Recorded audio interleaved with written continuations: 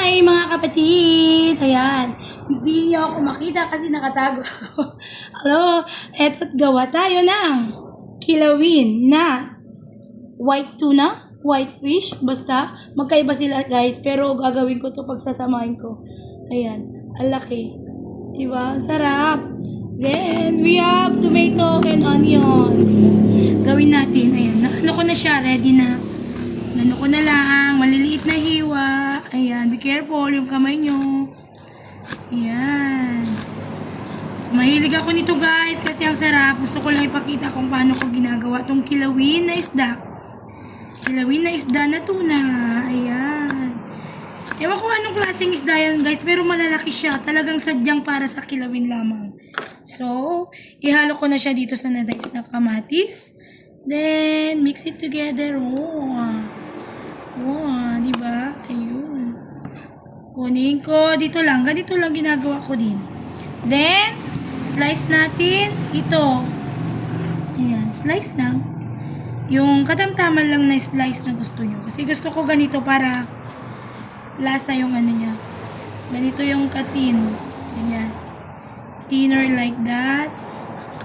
Pwedeng makapal. Okay din naman. Ayan, kahit ganito pwede. Slice mo lang siya ganun. Okay. Ito. Parang cube siya. Yan. Diba? Mix ko na dito guys. Ano natin mamaya sa mas malaking lagayan. Then, ganito. Layer natin. Mas malambot yata ito kaysa dito sa isa. Yan. Ito first time ko i-try guys. Pero ito lagi kong natitikman. Yan. Itong isa yung mas maputi. Okay, so ganito siya.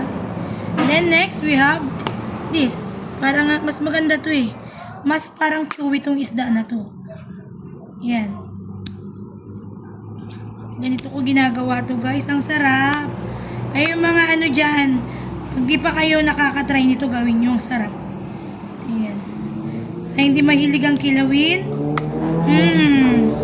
ligon nyo na at masarap siya talaga. Ayan, ito siya guys. Ganito lang ang ginagawa ko. Ayan. Ayan. Nilinis ko na siya. Inalis ko yung medyo sa balat niya kanina. Ang ganda oh. Diba? Ito daw yung inalalagay nila sa ano guys. Para sa mga sushi. Instead of pink salmon.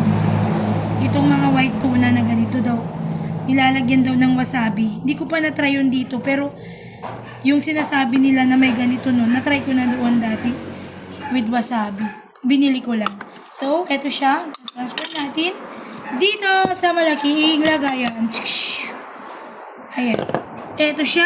At lalagyan naman natin ngayon ng lemon.